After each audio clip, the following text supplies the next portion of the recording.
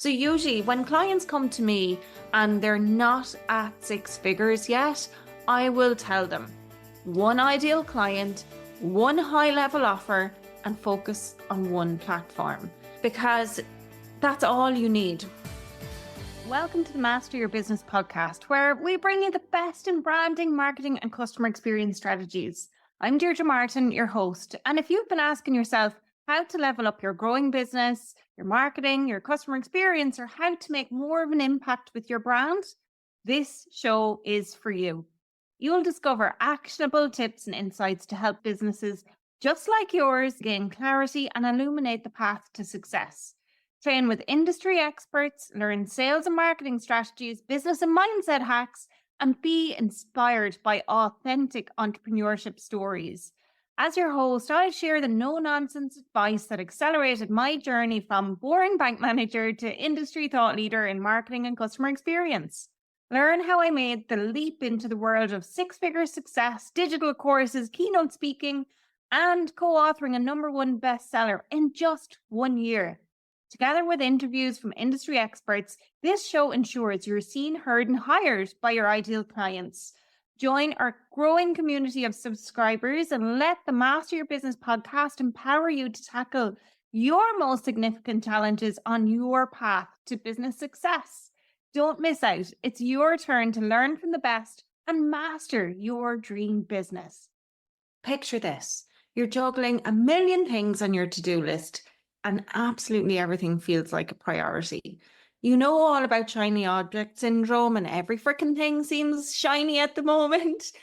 And maybe at nighttime, you're doom scrolling on social media, not able to get to sleep, and constantly comparing yourself to competitors or even others in different industries. You're working harder than ever, but your business feels like it's stuck in neutral and you just can't get it into gear to move forward. Does that sound familiar? Well, that was me. And I have some good news. I found a way to break free from that cycle of overwhelm and frustration and general stuckiness. And it's about gaining traction and accelerating your success by finding your focus in your business. Hi, I'm Deirdre Martin, your triple certified award-winning business mentor. I've helped countless entrepreneurs just like you make their first 100,000 and even their first million in business.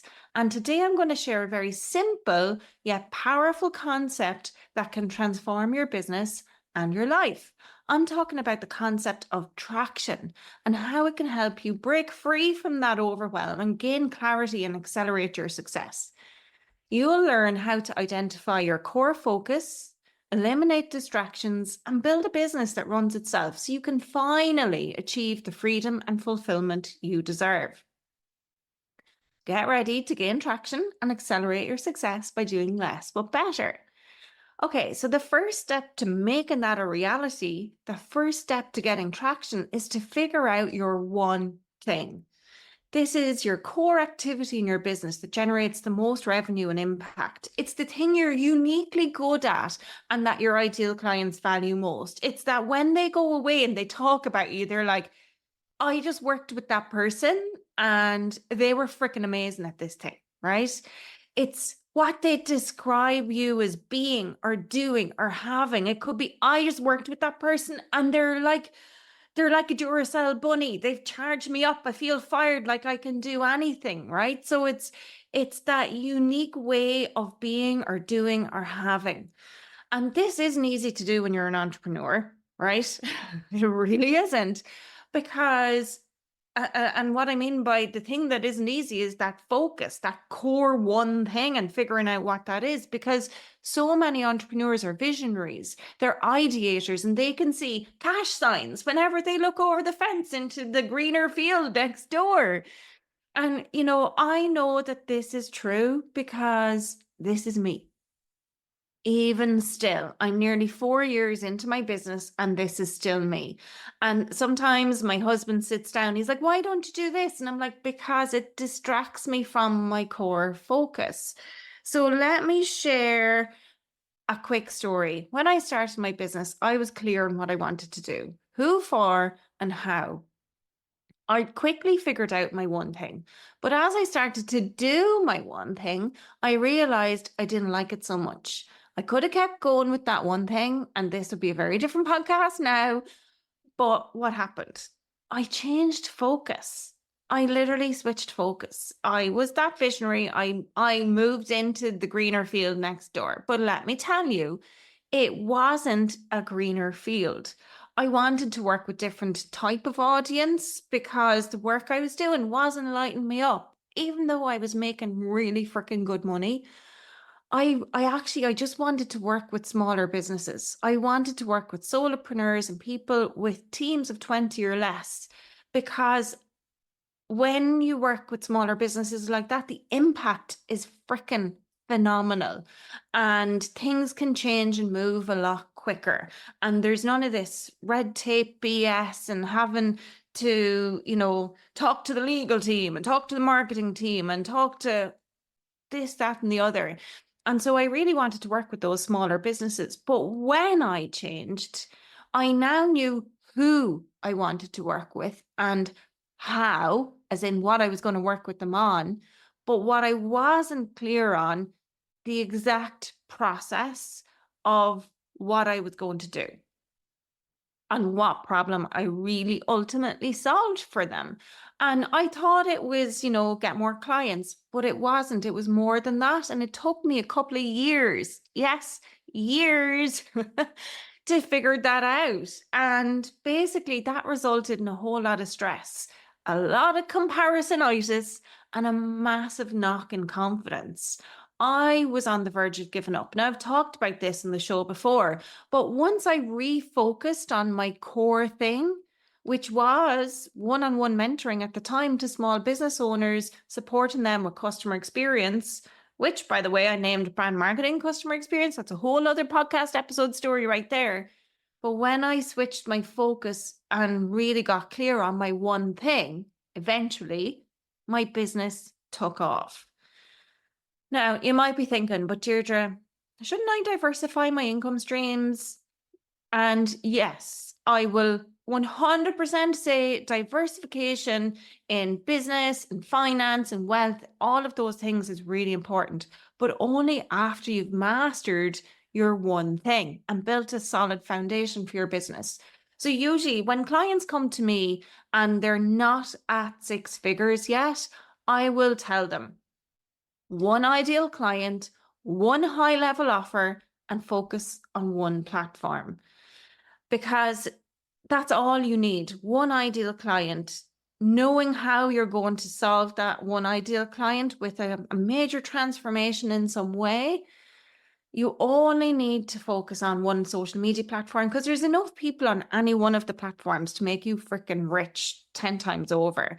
And then once you become fully subscribed, then and only then would I recommend that you flesh out and diversify how you bring in more while still focusing on your one thing. Because otherwise, at the start, shiny object syndrome becomes a major problem. So once you've figured out your one thing and you're fully subscribed, then identify more ways to capitalize on that core focus. And so what I mean by that is, like, your income streams might look a little bit different. So instead of just having that one really high ticket offer, you might introduce a low ticket offer or a mid ticket offer and also have a high ticket offer. You could have multiple offers all at the same time. But ultimately, they should all lead to one place, that core focus, or they should all be for that core ideal client. And then once you're doing that, you could add in affiliate marketing or collaborate with people whereby, for example, let's say I could collaborate with a web designer. So when people come to me for help with messaging and how to make their brand stand out, very often what they're looking for is actually to upgrade their website. So I could collaborate with a web designer or a web agency. And then what would happen is they could come in and talk in my community. I could go in and talk in their community, and then we could send clients to each other. That's one way. Another thing could be, I mean, I use a lot of tools. A lot of my clients are always asking me, Deirdre, what's your tech stack look like? I can promote some of the tools that I use in my community, and that can bring in income to me as well. So that's another way to grow your income stream aside from your own products. But one thing I think is really important for you to know is that once you start building cash reserves and profits in your business, you can really start looking at things outside of your business as well to grow your wealth.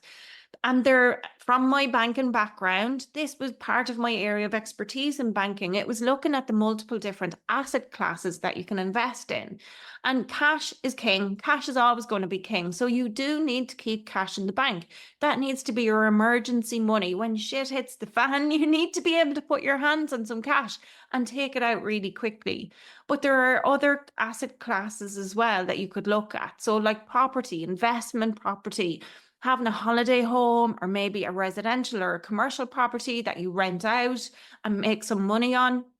You can invest in stocks and shares. You can do that directly yourself, like trading, or you can go in and invest as part of a fund where somebody else manages the trading on your behalf. You can invest in commodities, like you can trade and invest in commodities as well, like things like gold or oil. And at the end of the day, why I'm sharing this with you is because sometimes it's that bigger picture, like those cash signs I mentioned earlier, that people are really drawn to. But what can happen is if you lose your core focus and don't build enough cash reserves in your business, what can happen is you might get rich, but might not get wealthy. Cash makes you rich, but assets make you wealthy. So you focus on your core thing, your one thing. And then once you stick to that core focus, your one thing, then you'll be able to grow and scale and accelerate your wealth, right? Does that make sense? So to identify your one thing, ask yourself these questions. Like, what am I truly passionate about? What fires me up and makes me go, woo, I can't wait to do that today? Like, what is that for you? Like, what do you excel at? What are you really good at? What do clients be like? Oh my God, that was freaking amazing. What is it that they say that about when they've worked with you? Look at your business. What generates the most revenue for your business right now? Like, what one thing is selling exceptionally? What is that? Or is it a skill? What is it that's making people come back repeatedly and buy that thing? What are they talking about and referring other people to you for? What is that? And then who are the people you enjoy serving? Who are they? How did they behave? Are they like, I love to work with people who are really action takers. They're decisive, they're doers.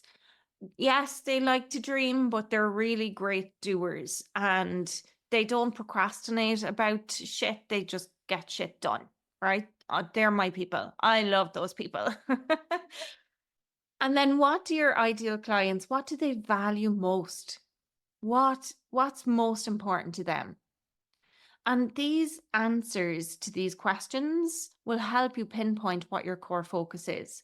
And if you're struggling with traction on your one thing, check out episode 9 of this podcast, where I share how to differentiate and create a competitive advantage.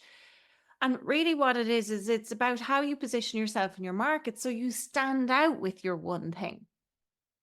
Okay, so next, once you've identified what your one thing is, it's time to eliminate distractions. And this means saying no to opportunities that just don't align with your core focus, even if they seem tempting. One of my Million Eyes clients is a pro at boundaries. I mean, so much so that this is one of the things that she teaches and really lives by.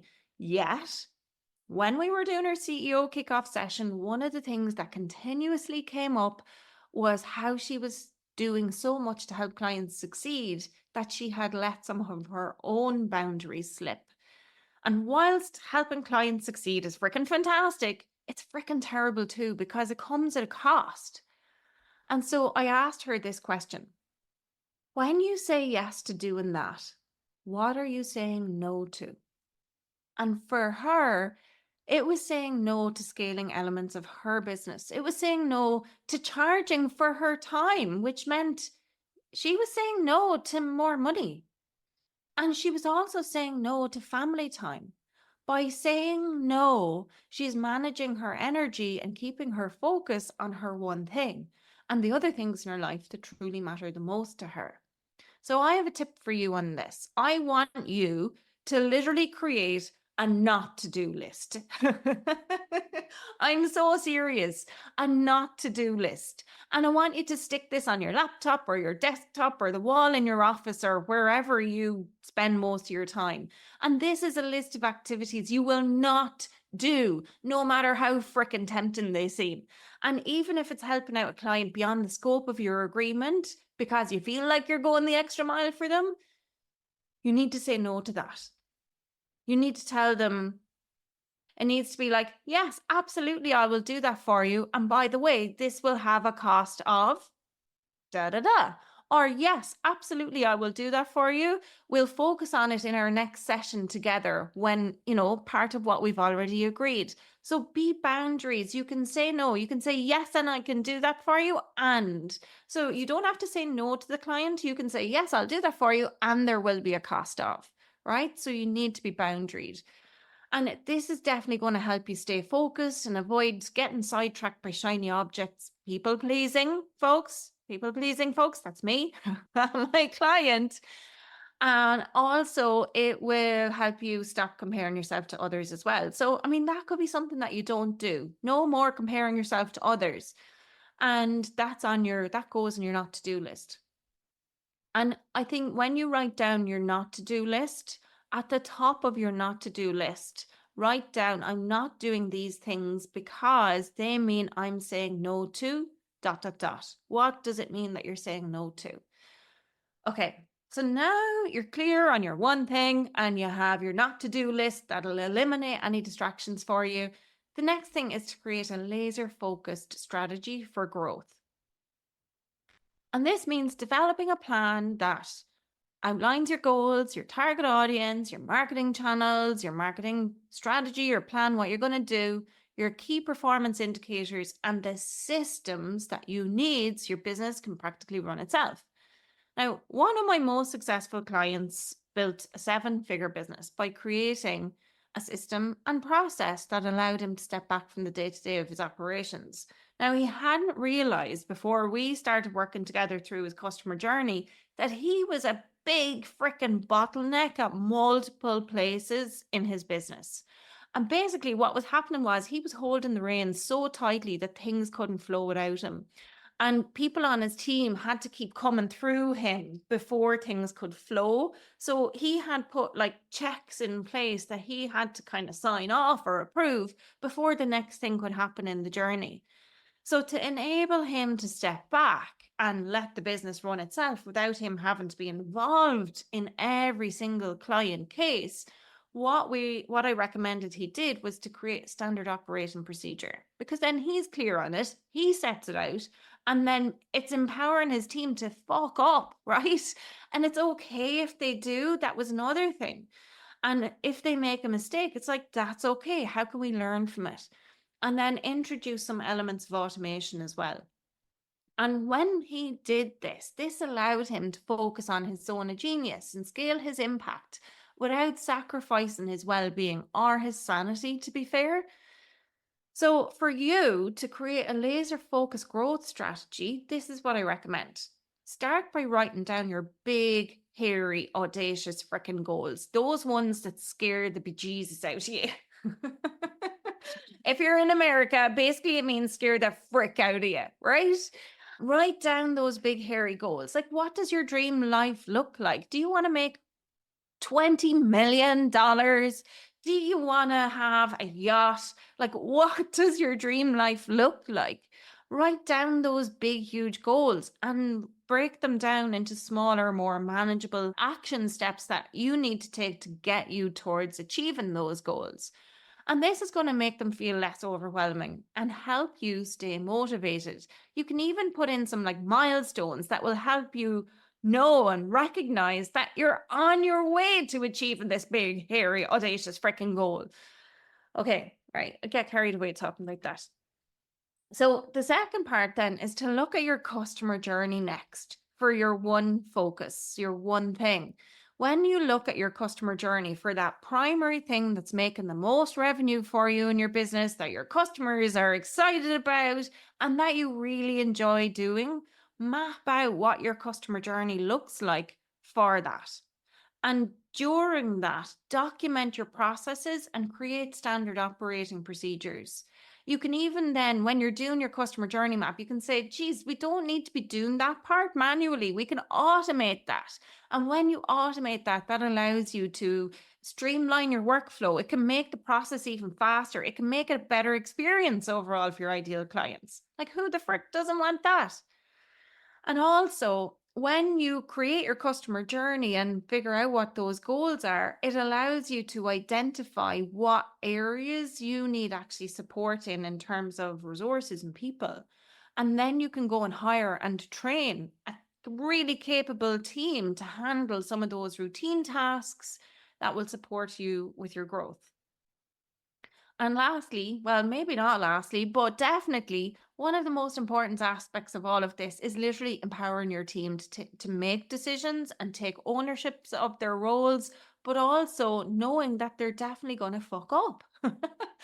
I'm serious. And like when they fuck up, it's like you need to be okay with that. And I think I remember learning this years ago in my time as part of leadership development programs I was sent on many years ago in the bank. And one of the things was you've got to be okay with people delivering at 80% of what you deliver yourself, because they're never going to be able to deliver it 100% like you would. But 80% needs to be okay. And so they're going to fuck up on that other 20%, and you need to be okay with that. And when you can be okay with that, it's going to help with this bit, which I think is really important, is that a lot of entrepreneurs believe that they need to be involved in every aspect of their business to ensure its success, but you really don't. Because in reality, letting go of control and allowing others to fuck up, well, just basically empowering them, that can lead to greater efficiency. They might even come up with better ways of doing things than you've ever come up with, right? So it can lead to innovation and it can lead to overall growth of your business. Now, something that I've done that really helps with this in terms of my team and how I manage things is I have a delegation dashboard. And what that looks like is it's a tool that a dashboard that I use to track tasks I delegate to my team. And it's really simple. And I do it on my favorite tool, which is Notion. And all I track is who is the task delegated to? What is the freaking task, I suppose? And then when is the deadline? When does it need to be done by? And having something like this, if you don't have something like this, and even if you have a VA or you do things yourself, having a way to note down what tasks you do, the steps in the task, who ideally would do this task for you, those are things that can help you set yourself up for success as your business gets traction and as you start to accelerate. So it helps you stay organized. It helps make sure that nothing falls through the cracks, and it helps you stay on track with your one thing. Now, something else that will help you get on track with your one thing is my free brand strategy checklist. It's going to help you reflect and figure out what your core focus is if you're just not really clear yet. So you can get it for free from www.deirdremartin.ie/brand strategy checklist. Okay, today we have explored the power of focusing on your one thing and how it can help you get traction and accelerate your success, but it also has the ability to transform your business and your life. And at the end of the day, focus is not about doing more. It's about doing less of the wrong things and more of the right things. That's literally it. It's about doing less of the wrong things and more of the right things. So identify your core genius, eliminate those distractions, and create a business that runs itself. And I seriously take action today. Be a doer. Take action today. Choose one of the strategies I've shared and implement it in your business this week. Start small, but be consistent. And don't forget to download your free brand strategy checklist at www.deirdremartin.ie/brand strategy checklist. It will help you figure out your one thing to accelerate your success. If you enjoyed this episode, please, please, please share it with your fellow entrepreneurs. And that's it for today. Thanks so much for listening to the Master Your Business podcast. If you found this episode valuable, please leave a rating and a review whatever platform you're listening on today. And don't forget to follow us so you never miss an episode. Until next time, my friend, keep mastering your business.